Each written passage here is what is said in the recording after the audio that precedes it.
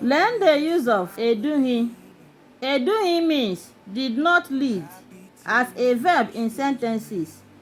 We are going to use this verb Edughi to make sentences now. Igbo, English. Number 1 sentence is Ego edughi ụmụnne ya gaa n'iyi tata. Ego edughi ụmụnne ya gaa n'iyi tata. Meaning, Ego did not lead her siblings to the stream today.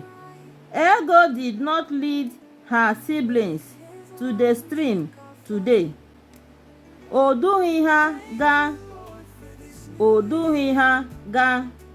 She did not lead them go. She did not lead them go. Lee ha ebe a. O dughị ha gaa. Lee ha ebe a. O dughị ha gaa. Meaning, look at them here. She did not lead them go. Look at them here. She did not lead them go. Remember, our verb here is edughi. You can see that in the first sentence, we use edughi when we mention Ego's name. Ego edughi ụmụnne ya gaa n'iyi tata. But in the second and the third sentence, we use Odughi because here is a name of a person, Ego.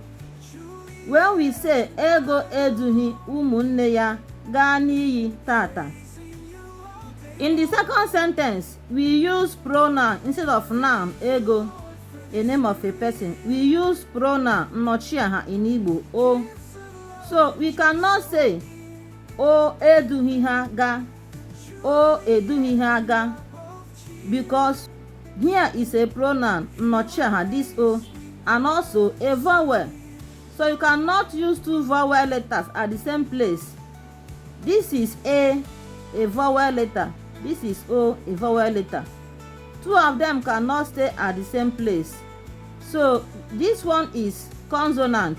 That is why the sentence is smooth in our mouth. This one is consonant. That is why the sentence is very smooth in our mouth. O dughị ha ga. You cannot say O edughị ha ga. Because of this pronoun nnọchiaha, that's why we remove this A being a vowel letter also. This is a vowel letter and this is also a vowel letter. Two of them cannot stay at the same place. The same thing with number 3 sentence. You can see it here. O dughị ha ga. You cannot say O edughị ha ga. So it's not right. So O dughị ha ga, because of this pronoun nnọchiaha and also a vowel letter, this O, that's why we remove this A being a vowel letter also. So like and share our videos. Follow us for more. Bye.